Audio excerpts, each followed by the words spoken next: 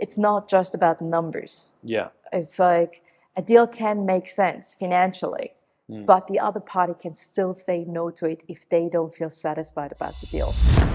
I'm Jeremy Bedwani, Sydney's premier buyer's agent, and this is your podcast, Home Delivered, bringing you insights from industry leaders. Today, I'm joined by Angela Barbazeni, founder of MindSquared. We discuss the strategies, tactics, and techniques you need to excel in your next high-stakes negotiation. This is your podcast, Home Delivered. Angela, thanks so much for being in here today. Thanks, Jeremy. It's great to see you. We're going to talk about a topic that's really dear to my heart, and it's a topic that you're an expert in, negotiation. So I'm thrilled to have you here. We want to today talk to you and give some people some kind of practical tips to take away to help them become better negotiators, but also we're going to try and weave it back into property as well. So for the people that are watching, maybe they can take some things away and apply it themselves to when they're buying property as well. Beautiful. Alrighty, so let's get into it. Talk to me about preparation. How important is it when you're walking into a negotiation to have some form of preparation?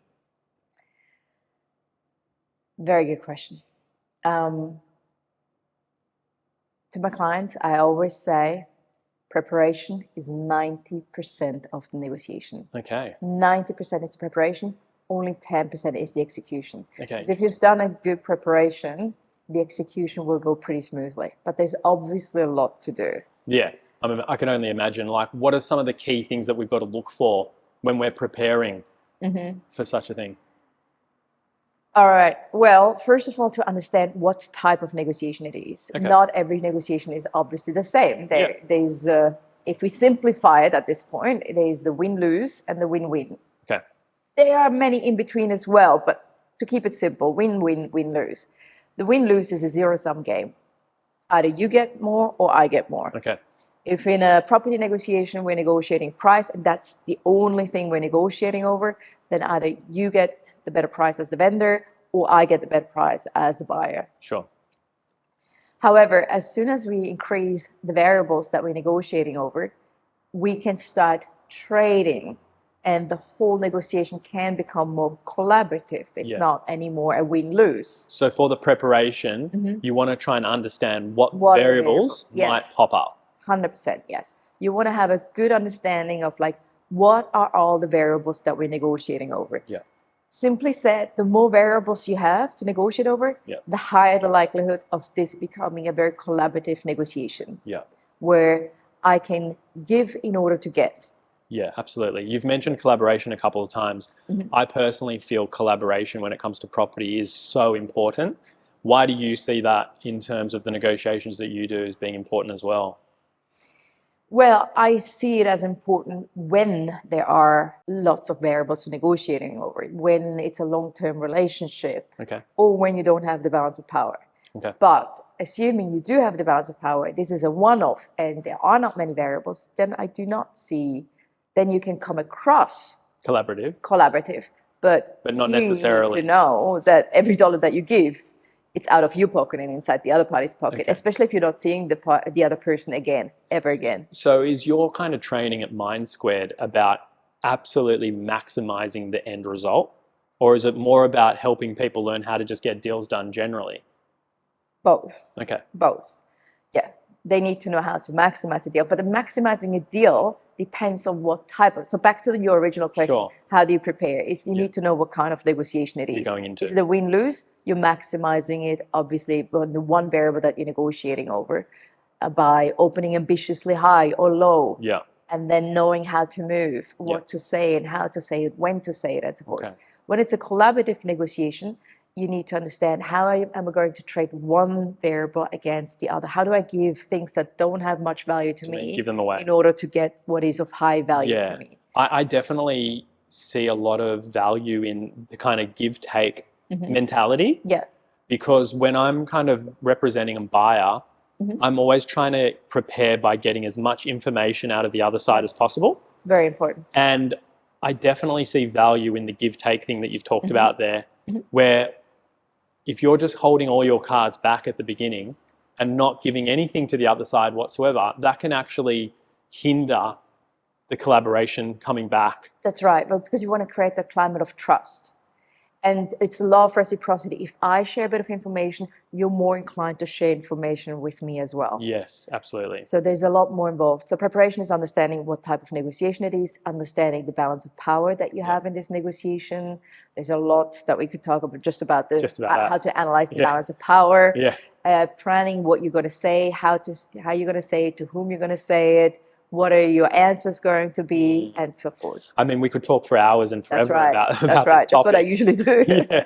And even preparation, there's so much to talk about. But even just something that I think I picked up on there in terms of preparation and variables, you might want to think about what variables you let go in what order. 100%, yes. Is that something that helps? So it's very important to understand what are the variables that are more important to me? Yep. What are the variables that are more important to you? How easy or difficult are they to give? How important are they for you to get? Yep. And how am I going to make them conditional?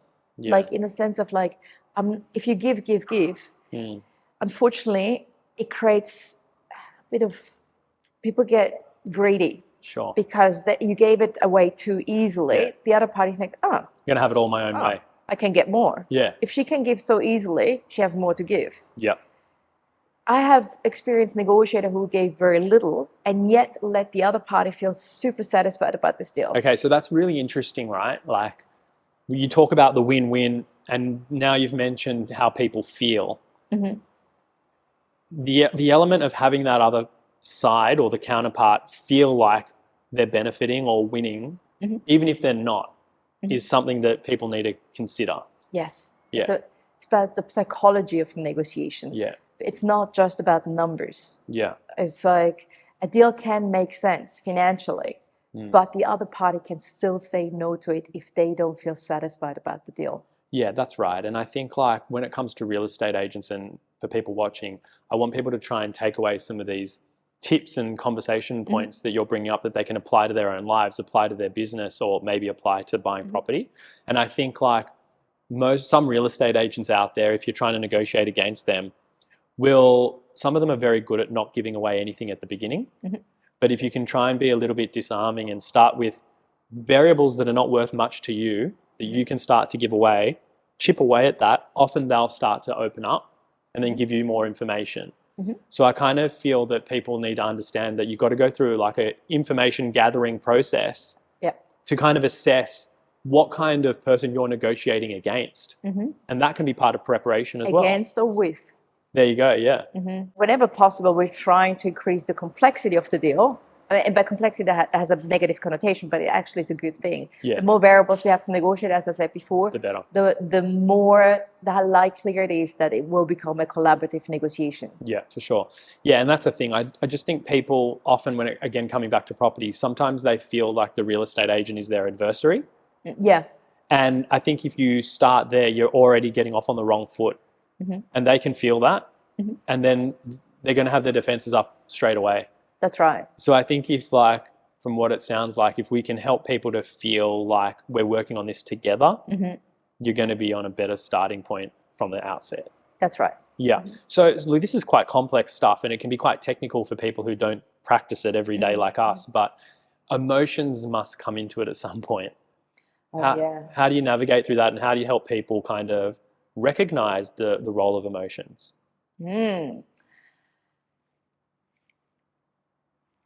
Are you up for a little exercise?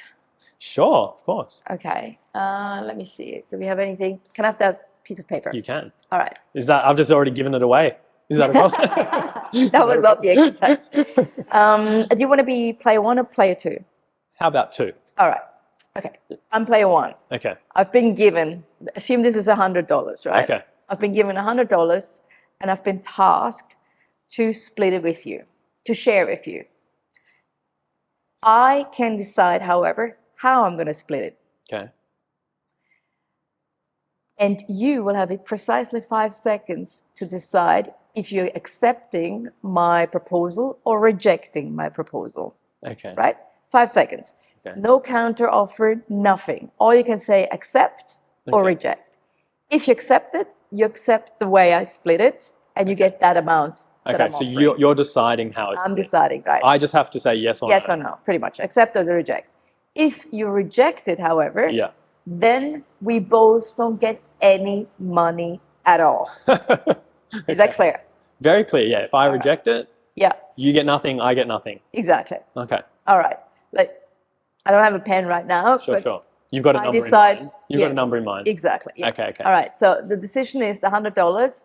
I keep $90. You get $10. You sure? Accept or reject? I accept. You accept? Yeah. Lucky me, because in that short amount of time that we've known each other now, I had to take an intuitive assumption of like, how far can I push it? It's a bit of a balancing act, right? Mm-hmm. Other people would have said reject. Then you might have come back and said, let's start No, again. there was no other offer that I could have made. No. Okay. The point being is like, and in this occasion, I got $90, you got $10. It's because you're quite a rational person, realizing $10 is better than having nothing in you. But sometimes other people have a very strong sense of fairness. Right. Right? Okay. And if they have a very strong sense of fairness, then they wouldn't even accept an offer which is 60-40. Right. Okay. Or 70-30 or anything else other than 50-50. So that shows that when you're in a negotiation, you're not always coming across a rational person, because if you were a computer would accept 2 cents out of the 100, because realizing 2 cents is still better than nothing. But we're dealing with people that have emotions and have an ego and have a sense of fairness, for example. Yeah. So based on your assessment, yes, you can try and figure out how far you can push someone. Well, it's a balancing act. Yes, it's a balancing act. Well, I knew this is a situation. It's called take it or leave it, which is quite rare. But it is and I'm not recommending this as a negotiation strategy. But thanks for the disclaimer. No, absolutely. But it is just showing that there's more involved than just numbers. Yeah, of course. In this situation, you accepted it. Yeah. Right. Yeah. Other people wouldn't have a bar. Would not have accepted it. Got it. You need to, other than using rational, you also need to understand the psychology that is behind. Yeah. When you're dealing with, you need to get inside the other party's head pretty quickly. Yeah. And understand how far can you go, and as well understand the situation. This is a one-off. We're not dealing with each other again. Then I don't mind me getting 90 and you 10, because after this, I shake hands and I leave. Risk versus reward. Right. But if this was long-term, this was a long-term relationship, I would have to go about it differently. I would have to take that into account too. Okay. And you mentioned amongst that their ego. And ego must be a pretty big kind of complex emotions that we've got to deal with as well in these negotiations. How do you kind of help people work through that, or identify if ego's at play? Is it always at play? Yeah. It is. Yeah. Well, there's a few things. Back to preparation. The better prepared you are, you're already considering, what am I going to say? What am I going to do? And so forth. Then you also do a contingency plan. Contingency plan is like, what if the other party just turns around and says, thanks, but no thanks? Yeah. That is a very stressful situation. And what happens is when we're stressed, we revert back to fight or flight. Okay. Technically as well phrase. So some people go into fight mode. Yeah. They're like, he said no. Yeah. Right? Yeah. This means war. Yeah, sure. Other go like, oh my God, he said no. Flight. Let's run away from the issue. Let's throw everything I can at you so that maybe I get away with it. Right? Or freeze. Freeze is like, oh, I don't know what to do at this point. So we need to, when we are stressed, we go back to fight or flight. We don't want to get in a situation where we're stressed. And we need to think beforehand, before we go into the negotiation, as how are we going to deal with that situation? Because we're still in the frontal lobe of our brain, executive part. Yep. We can rationally think, how I'm going to act in that moment when the other party turns around and says no to me. Sure. So that's a very important part. So be prepared for anything that could go wrong as well. Okay. That helps. Because it often will. What's that? Because it often will go wrong. Is that how you have to prepare? Is that what you mean? No, usually what happens is we think of all the things that could go wrong and then they don't go wrong. Okay. And my client is almost like, oh, that was too easy. I was prepared. Anyway. Exactly. Okay. Yes. Yeah. But it's also how you state your proposal. What you say, how you move. Everything is about psychology. You need to leave the other party feeling satisfied about this deal. Okay, so deadlocks happen. They can happen in a negotiation at any time. How do we avoid them if we can? Well, it starts actually before you even pick up the phone for the first time, before you meet the other person for the first time. It all starts with preconditioning. So what are the messages that you're dropping along the way so that they believe that, you have more power or whatever the situation is that you want. So it starts before the negotiation. Then as you're getting into the negotiation, at all times, you need to sound like this is the best deal you can do. You're trying to work with the other party. Okay. It's language I use. So even if it's not your best offer, you want to make it sound like it is. Yeah, absolutely. Well, here's the thing. I call them soft language, the how you make a proposal, right? Very often, especially Australians, like to say, happy to. Okay. Happy with 1.6 million. If you think about it, what does that tell the other party? If we're negotiating over something and I say to you, I'm happy with that number. Yeah. It sounds like that you've probably got more left in the tank. 100%. I'm happy because deep down I know this is a great deal for me. Yeah. That's why I'm happy. Yeah. So instead of saying I'm happy to, another way is like, it's tough for me. Yeah. I'll stretch myself. It's a stretch, yeah. But I will come down to what, or I come up to 1.6. So even if you've got more money up your sleeve, you're positioning it that you're at the end of your tether. But then on the other hand, what do you do if you have more money and you made it sound too firm on the 1.6? Yeah. Right? That's a whole thing. Back yourself into a corner there at some point. Yeah. Okay. Yeah, and I think, I've recently done something like that as well, where I went to see a property for a client. I walked through it before they came to see it, to assess it.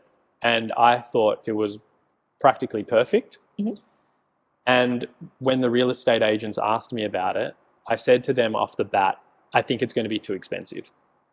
Now, I was pretty sure that we could afford it, but it's similar to what you're saying. And I think preconditioning. People can use this as well. That I basically said, it looks too good for us and I don't think we're going to be able to afford it. It wasn't on the internet. It wasn't publicly available anyway. And what I learned from that conversation with those guys was that they really wanted to try and get a deal done regardless.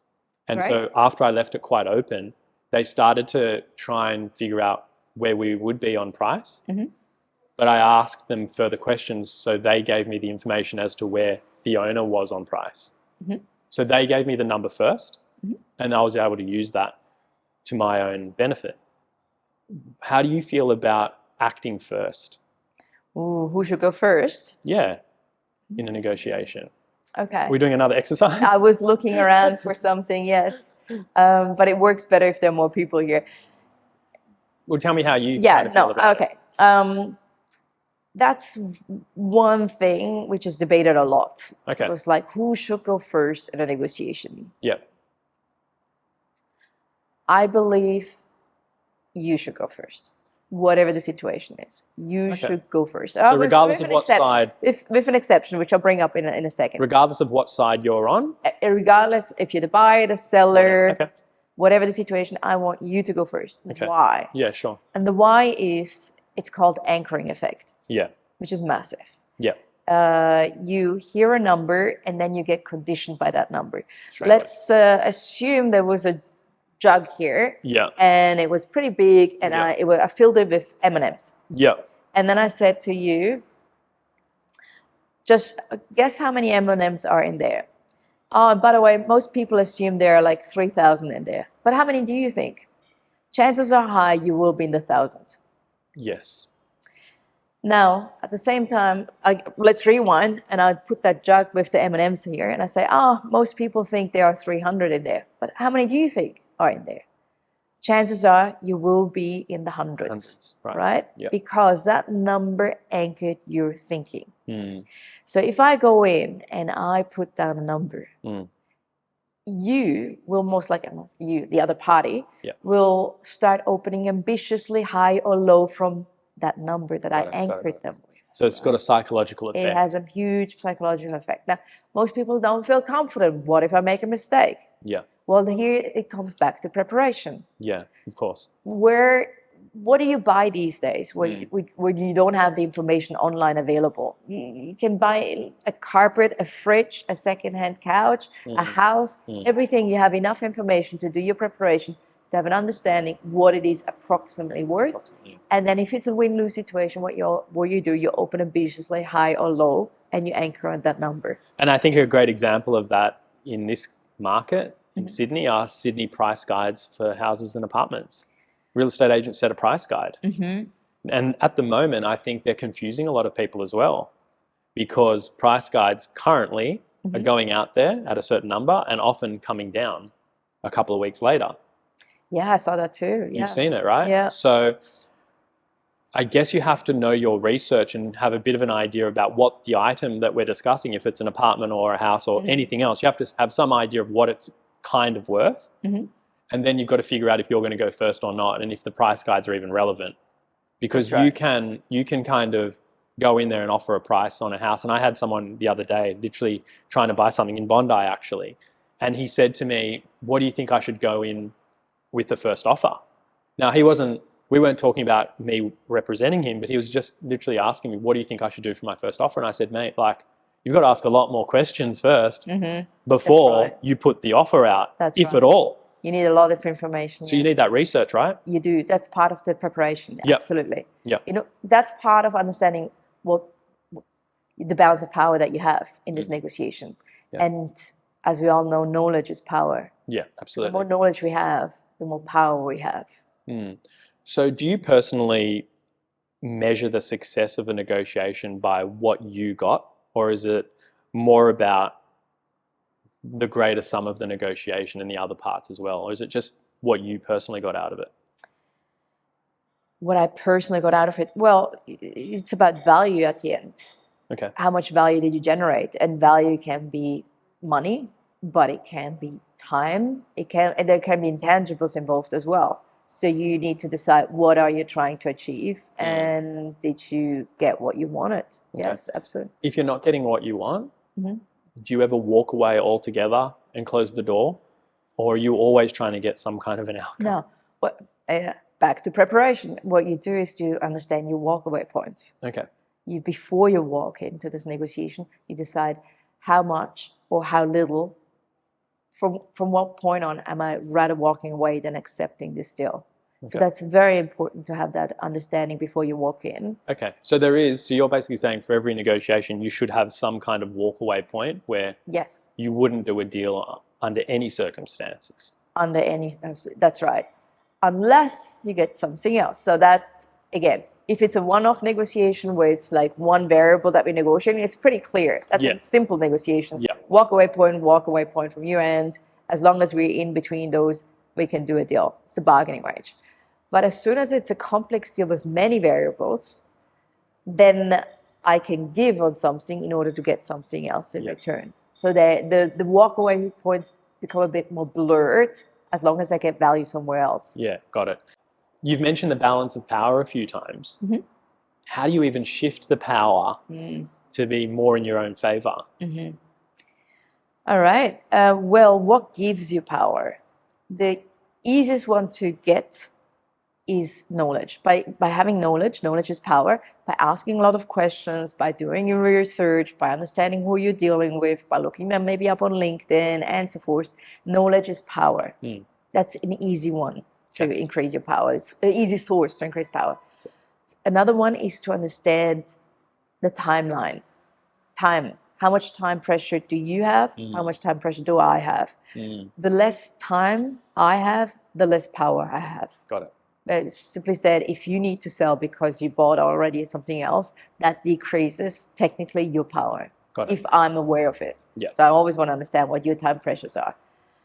The most important one by far is BATNA. BATNA is a terminology, like a negotiation terminology, which pretty much says best alternative to a negotiated agreement.